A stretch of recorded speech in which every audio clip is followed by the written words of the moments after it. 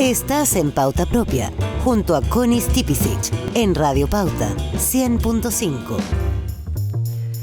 Vamos a salirnos un poquitito de los temas a los que nos ha obligado el resultado de la segunda vuelta presidencial para parar en algo que debiera generar alarma, literalmente. La explotación sexual infantil en Chile, que ha alcanzado niveles alarmantes. Entre el 2022 y el 2024, la tasa de víctimas por cada 100.000 niñas, niños y adolescentes creció, escuchen, un 89%. Estos son datos del Observatorio de la Defensoría de la Niñez, basados en denuncias del Ministerio Público.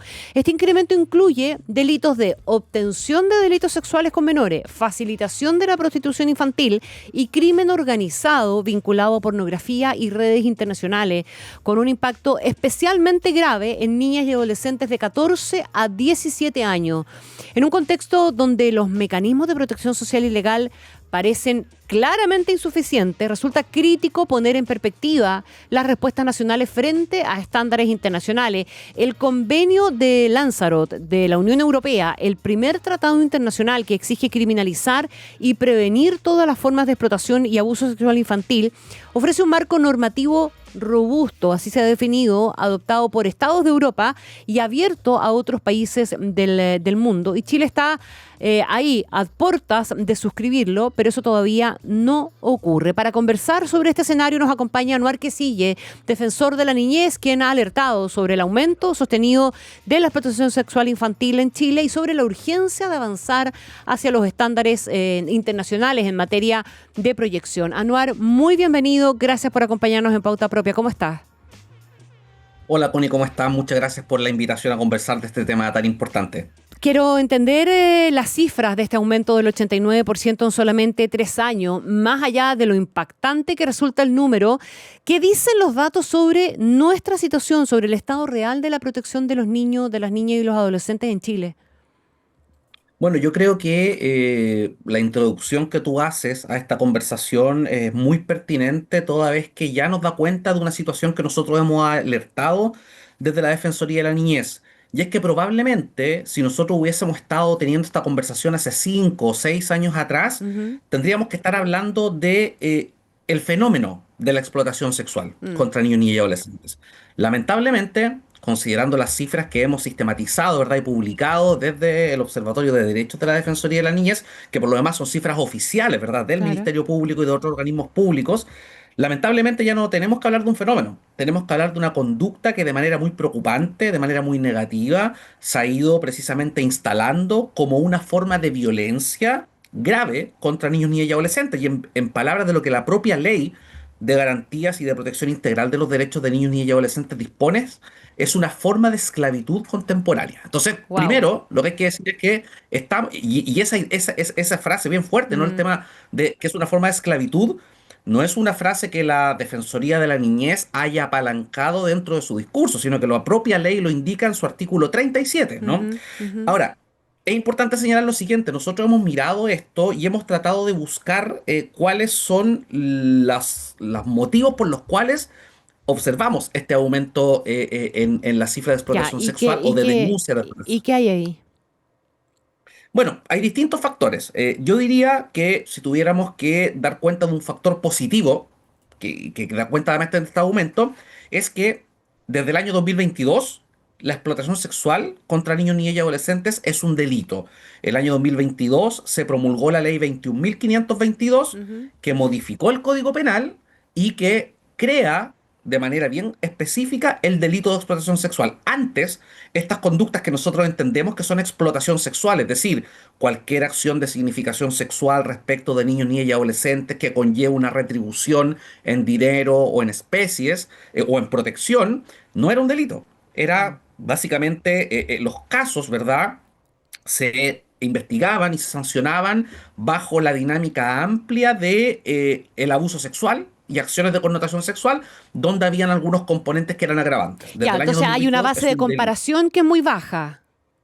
Eso es, ¿o no? Exactamente. O sea, claro, que no antes existía. del año 2022 No existía.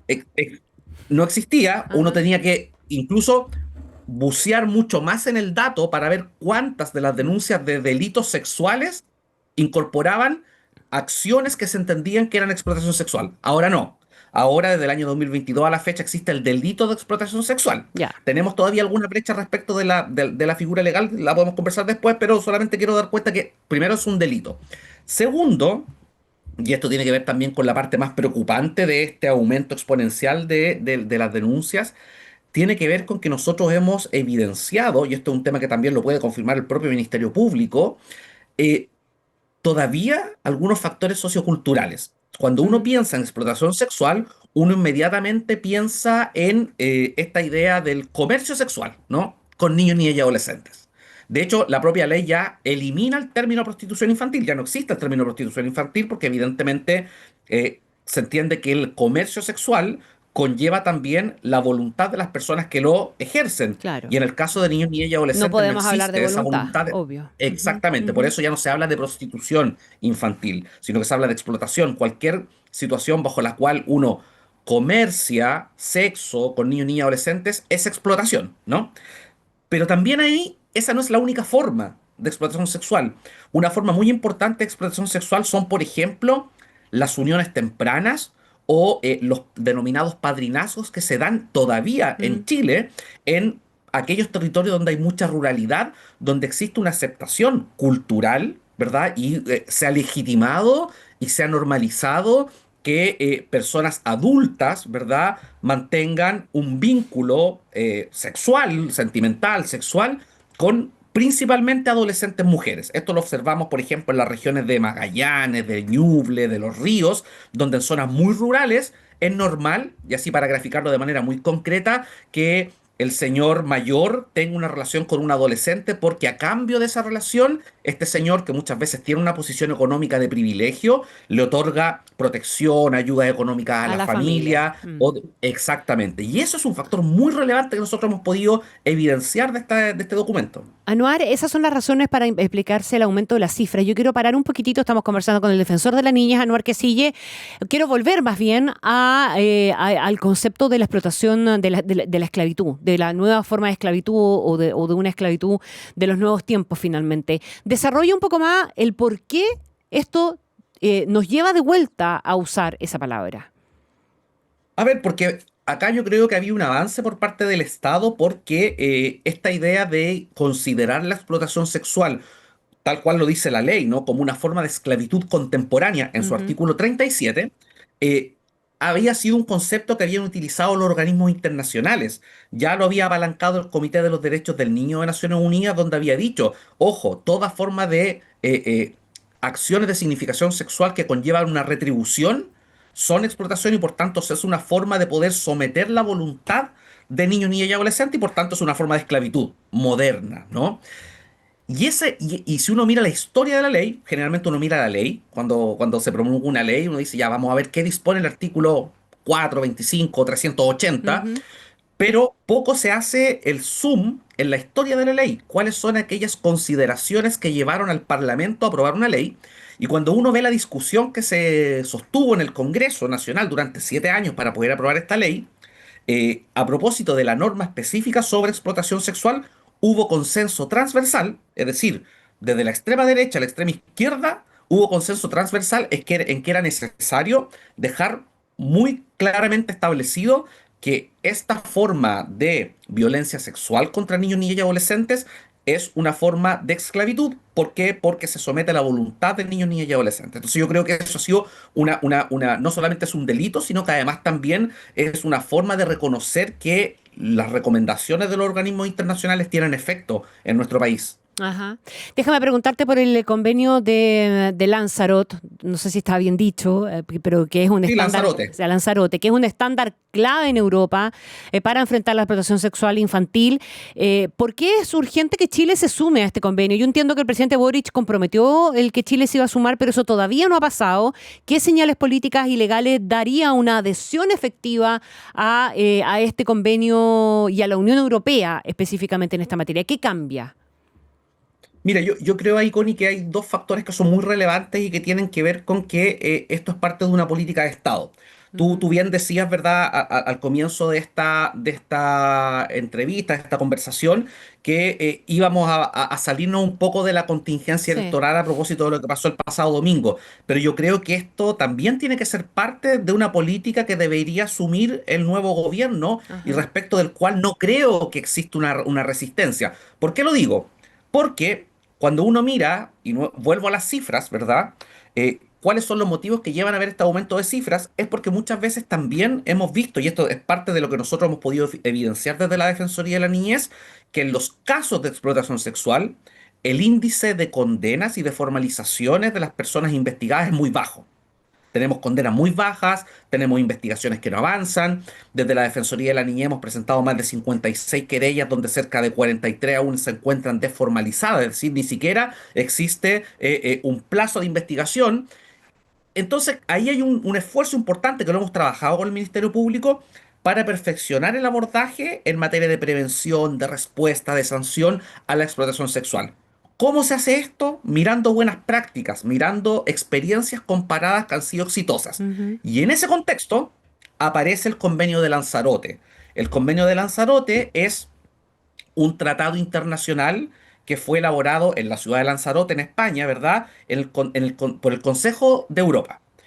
Y la gracia que tiene este instrumento internacional es que permite que estados que no son parte del Consejo de Europa puedan adherir al convenio. ¿Qué pasa si Chile adhiere al convenio? En primer lugar, simbólicamente es una muestra, yo creo, indubitada de compromiso en esta materia. ¿Por qué? Porque nos convertiríamos en el primer país de América Latina en ser parte de este instrumento internacional. ¿Ya? Pero lo otro que es importante, es que establece una serie de obligaciones para el Estado para perfeccionar los mecanismos de investigación, de respuesta, de sanción, pero conlleva además el acompañamiento técnico permanente de la Secretaría de Lanzarote, que nos va a ir evaluando y nos va a ir diciendo, usted va por buen camino, hay leyes que no van en consonancia con una estrategia clara respecto de la explotación sexual, es decir, vamos a tener comunicacionalmente un tema muy importante que da cuenta de un compromiso con la protección de derechos de la niñez, pero además también vamos a tener buenas prácticas, prácticas imitables de países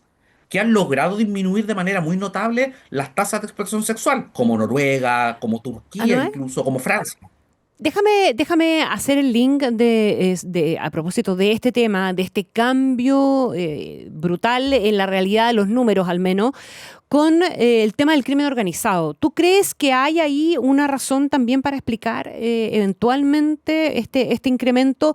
Obviamente hay ahí una amenaza, es una de las patas que tiene este tema, pero quisiera entender si tú crees que la gravedad que adquirió este tema por los números también tiene conexión con eso o no.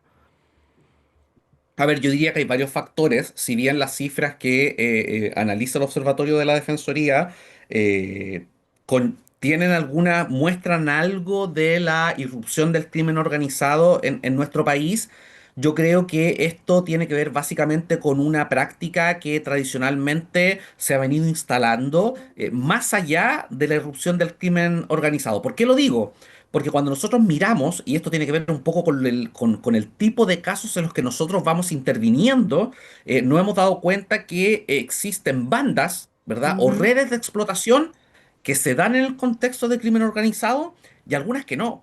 Y la mayoría no se da en el contexto de crimen organizado, pero en el último tiempo se ha venido situando como una forma Mm. de prácticas de bandas dedicadas al crimen organizado. Lo hemos visto principalmente en situaciones que tienen que ver con niños, niñas y adolescentes que están bajo protección del Estado, que es nuestro principal foco de preocupación. Sí, claro. Hay un número importante de niños y niñas bajo protección del Estado, que están bajo la protección o en ese entonces de Sename o en el Servicio Nacional de Protección Especializada, que estando en residencias o en programas ambulatorios o son víctimas de redes de explotación sexual. Y ahí vemos que esto tiene que ver con que efectivamente hay una incidencia, yo diría, que se nota en materia de crimen organizado, Ujú. pero que no es exclusiva del crimen organizado, De sino que además acuerdo, son bandas que de solamente acuerdo. se dedican a estas prácticas. Ahora, nosotros tenemos los datos de los niños que están justamente bajo la tutela del Estado. Por lo tanto, uno puede inferir que aquí debe haber números que no conocemos, de niños que no lo están. ¿Qué pasa, por ejemplo, con el mundo de los niños migrantes? Bueno, ahí de hecho tenemos un tema bien relevante, ¿ah?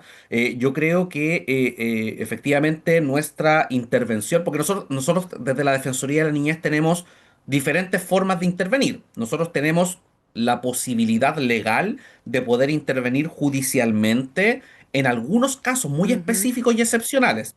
Uno de esos casos son precisamente el delito de explotación sexual de niños y niñas bajo protección del Estado. De hecho, el 90% de las querellas que nosotros hemos presentado por este delito se han presentado respecto de niños y niñas viviendo en residencias de protección o estando en programas ambulatorios.